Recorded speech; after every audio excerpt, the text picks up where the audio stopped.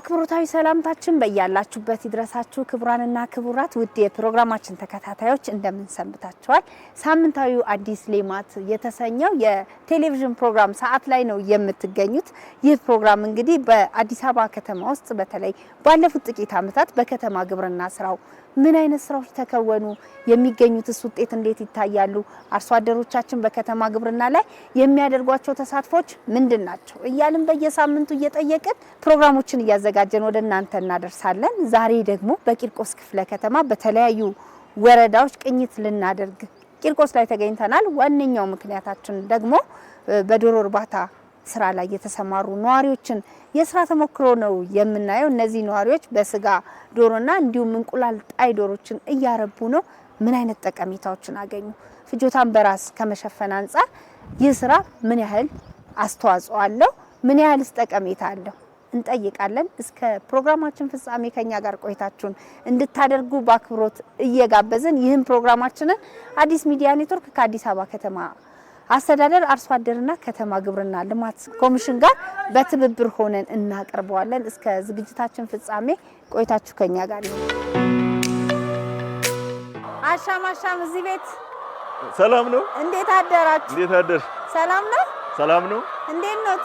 እግዚአብሔር ይመስገን። ደህና ኖት ወይ? ሰላም ነው። ስራ ጤና ጥሩ ነው መስገን። ሰላም እግዚአብሔር ይመስገን። አለው። ይሄን የዶሮ ስራ እርባታውን በደንብ ይዘውታል? ይሻለው። እንዴት ነው ስራ? ስራ ጥሩ ነው እግዚአብሔር ይመስገን። እስቲ ሙሉ ስሞትንና ራስዎትን ከማስተዋወቅ እንጀምር። ግዛቸው ወልደ ጊዮርጊስ እባላለሁ። የማህበራችን ስም ግዛቸውና ሳሙኤል ጓደኞቻቸው ነው የሚባለው። ይሄን ስራ የጀመርነው ታህሳስ 18 አካባቢ ነው። ታህሳስ 18 በዚህ አመት ነው የጀመርነው። ምን ይመስላል?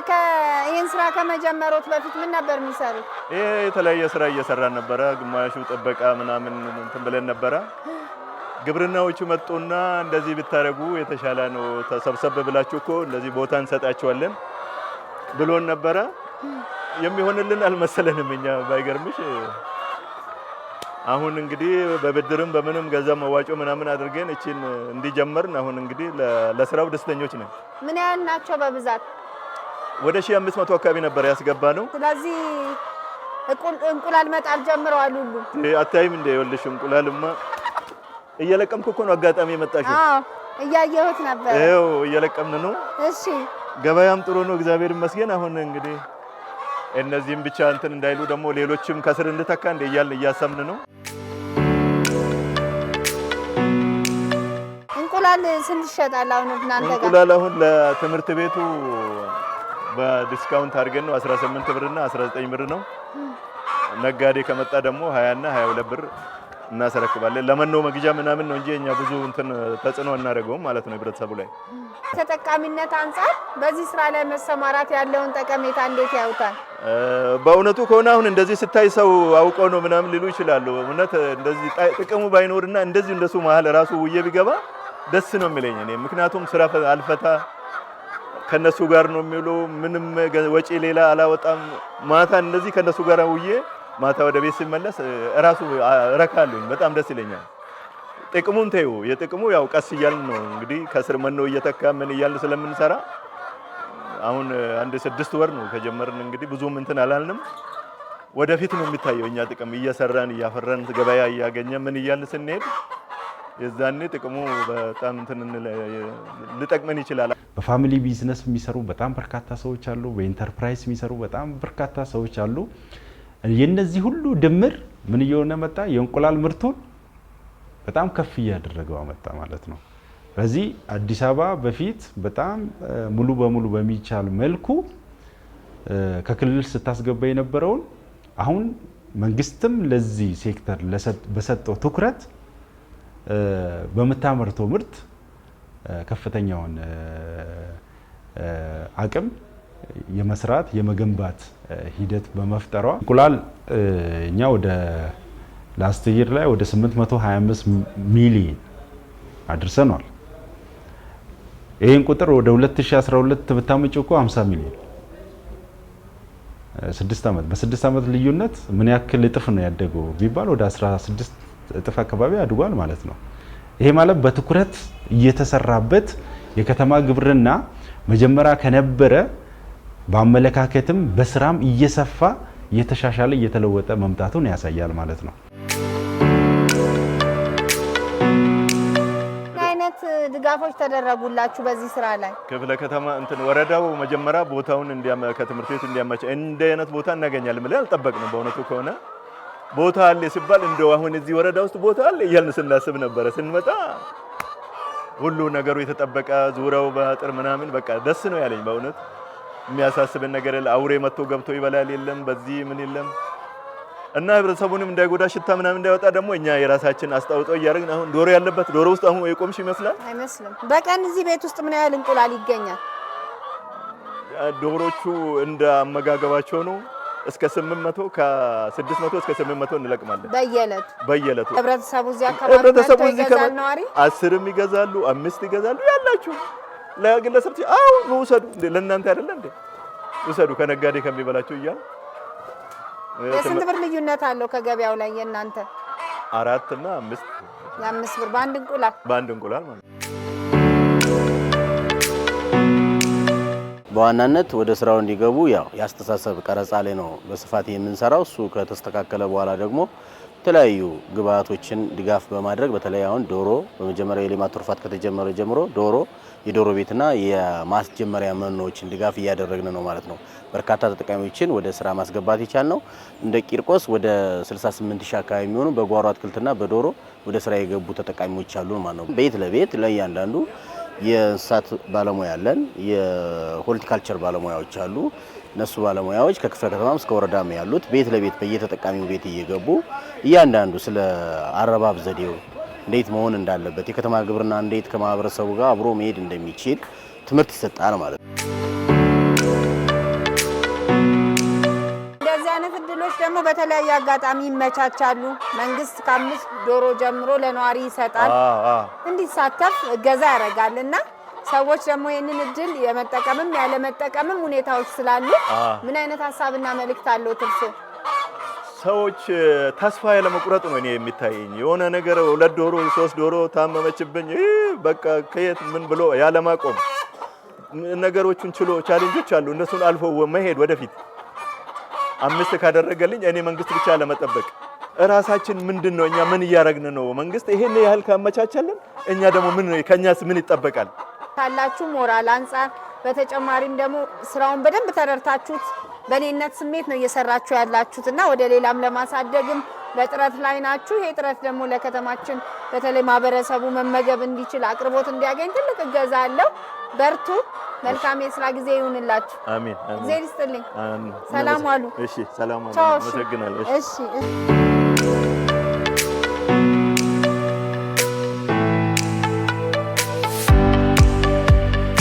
እነዚህ ለዘመን መለወጫ የተዘጋጁ ናቸው። የአንድ ቀን ጫጩት ነበሩ። እሺ፣ ያው 1 ወራቸው ነው ዛሬ። አሁን ከገቡ 1 ወራቸው ነው። የአንድ ቀን ጫጩት አምጥተሽ ማለት ነው። የሚገርም ነው። እድገታቸው ይፈጥናል ማለት ነው። ይፈጥናል። አዎ። ስለዚህ እነዚህ ለመስከረም ወይም ለአዲስ ዓመት ይደርሳሉ። አዎ፣ ቆንጆ ዘር ናቸው። ቴትራ የሚባሉ ናቸው። በጣም ምርጥ ናቸው። ቶሎ የሚያድጉ። እንደው የስራ አጋጣሚው ምን ነበር? እንዴት ጀመርኩ ስራው? የስራ አጋጣሚ በሌማት ትሩፋት 5 ዶሮና መኖ ተሰጠኝ በወረዳ። ስራ ለ4 ዓመት ስራ የለኝም ነበር። ቤት ነበር የምውለው ማለት ነው። ከዛ እነሱን አምጥቼ ሳይ ከዛ በፊት ዶሮ በእንትን አላቅም ነበር፣ አርብቻ አላቅም። ከዛ እነሱ ሲሰጡኝ እነሱን እየተንከባከብኩ ውጤት ሳይ እያደኩ መጣሁ። እነሱን እያገላበጡ እያልኩኝ ወደ 800 ዶሮ እንቁላል የሚጥል አስገባሁ። ይሄ ቤት ሰራሁ። ከዛ እነሱ ደግሞ 700 እንቁላል ነበር በየቀኑ የሚጥሉት።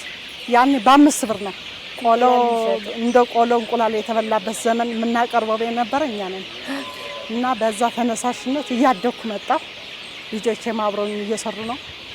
ተጋግዘን ያው እዚህ ደርሰናል። እድገቱ ምን ይመስላል? ከዛ ተነስቶ እንግዲህ ያው ይታያል እድገቱ። በእርግጥ ከ5 ዶሮ ዛሬ የደረሰበት ሲደርስ ግን በየአመቱ የነበሩ ፈተናዎች ምን ነበሩ? በስራው ላይ ውጤቶቹ ደግሞ ተለክተው እዚህ ጋር ሲደርሱ ሂደቱ እንዴት ነበር? ሂደቱ ትንሽ እንትን የነበረ የመኖ ችግር ነው። በየቀኑ በየጊዜው እየጨመረብን ሲሄድ እኔ ራሴ ማዘጋጀት ጀመርኩ። አሁን ለራሴን የማዘጋጀው ከውጭ አትገዢ? ከውጭ አልገዛም። በወረዳውም በምናምኑም እገዛ እየተደረገልኝ ለአነስተኛ ገቢ ላላቸው ሰዎችም በዝቅተኛ ዋጋ እየሸጥኩ ነው ራሴ እያዘጋጀሁ መኖን ራሱ ማለት ነው። ዜጎች ራሳቸውን ቀይረውበታል። ወደ ገበያ የሚወጣ በነገራችን ላይ አሁን ወደ እንቁላል ለመግዛት ወደ ገበያ የሚወጣ ማህበረሰብ ቀርቷል። እንደውም ከዛም ባለፈ አሁን ድሮ ከክፍለ ሀገር ነበር እንቁላል ወደ አዲስ አበባ የሚመጣልሽ ሰው እንኳን ሊጠይቅሽ ሲመጣ ኢቭን ዶሮና እንቁላል እያዘልሽ የሚመጣና የሚጠይቅበት ሁኔታ ነው የነበረው። አሁን ግን እንደዛ አይደለም፣ ተቀይሯል። እንቁላል አሁን በአጎራባች ከተማዎች ስቴጂ 25፣ 27፣ 28 ብር እየተሸጠ ነው ያለው። አዲስ አበባ ደግሞ ስትመጪ ከ18 ብር ከዛ ማለፍ ሲል አንዳንድ በልቀት ማከል የሚመረቱት ወደ 14 ብር የገበያ የመስበር አቅም ሁሉ ተፈጥሯል ማለት ነውና ከዚህ ነው እንቁላል እንደውም ወደ ክፍለ ሀገር እየሄደ ያለበት ሁኔታ አለ ማለት ነው። ዶሮም በተመሳሳይ አሁን ዶሮ ይመጣ የነበረው ዶሮ አይገባም፣ እኛ ጋር ራሱ ሸፍኗል። ከተማው ራሱ አምርቶ የመጠቀም አቅሙን እያሳደገ ነው ማለት ነው። ከዚህ በላይ ተጠቃሚነት የለም። አሁን በየከተማው ሰርቬይ ቢሰራ አዲስ አበባ ላይ ብዙ መሸጫ ሱቆቻችን አሉ። የኛ በሚመረቱ ምርቶች ክፍለ ከተሞቻችን አብዛኛው በሚባል በወረዳ ደረጃ የመሸጫ ሱቆች አሉ። አምራቹ አካል ለነጋዴ ለደላላ ሳይጋለጥ አትሊስት ያመረተውን ነገር ለህብረተሰብ በተመጣጣኝ ዋጋ ህብረተሰቡ ላልተገባ ምዝበራ እንዳይጋለጥ ምርቶቻቸው የሚሸጡበት ሱቆች አላቸው። ከሱ ደግሞ ከፍ አድርጎ አሁን የከተማ ግብርና መሸጫ ሱቆች ተብሎ ብዙ ክፍለ ከተሞች ይህንን ሰፊ እንትኖች እየሰሩ ነው። ለምሳሌ ቦሌ ወረዳ 12 ላይ ታችሁ ከሆነ ሰርቷል። ለሚኩራ አሁን በቅርቡ የሚያስመርቀው አለ የሰሩ ክፍለ ከተሞች በዚህ ልክ ኢኒሼቲቭ ወስዶ በአዲስ አበባ የሚመረተው ምርት መሸጫ ሱቆች እየሰሩ ነው ያሉት ማለት ነው። እነዛ ሱቆች ምንድነው ሚናቸው ከተባለ አርሶ አደሩ ያመረተው ምርት ሱቅ ላይ ያቀርባል፣ በተመጣጣኝ ዋጋ ለህብረተሰቡ ያቀርባል ማለት ነው። በተመጣጣኝ ዋጋ ህብረተሰቡ ገዛ ማለት ደግሞ ለኑሮ ውድነት አይጋለጥም ማለት ነው። ስለዚህ እነዚህ አይነት ስራዎች ያው እየተሰሩ ነው፣ ይቀራሉ፣ ወደፊት የሚሰፉ ይሆናል ማለት ነው። አዲስ አበባ ላይ በተለይ የከተማ ግብርና ልማት የተለመደ አልነበረም። የቅርብ ጊዜ ታሪካችን ነውና በእነዚህ አጭር ጊዜ ውስጥ ደግሞ በጣም ውጤታማ የሆኑ ስራዎችን አይተናል። እኛም በስራ አጋጣሚና ምን ይመስልሻል? ምን ታየሽ? አሁን በተለይ ከተማ ውስጥ እንደዚህ መስራት ያለውን ስሜት እንዴት ትገልጫለሽ?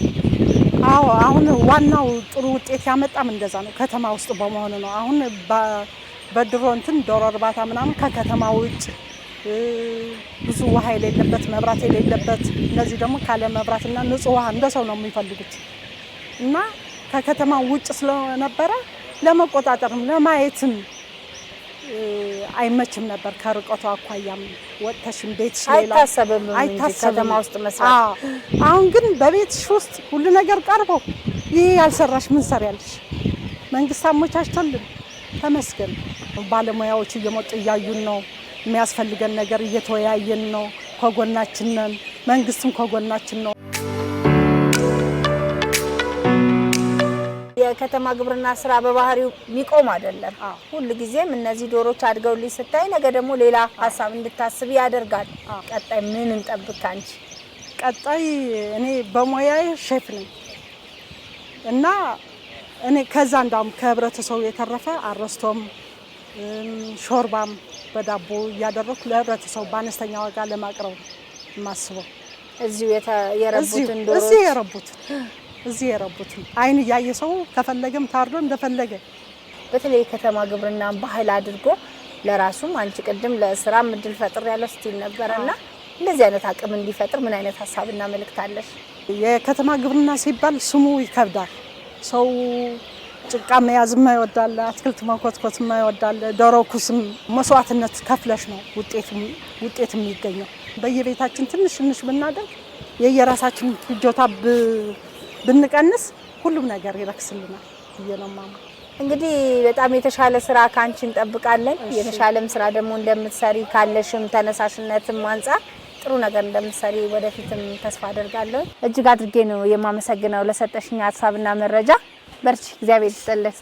መልካም ስራሽ፣ ሰላም ሁኚ።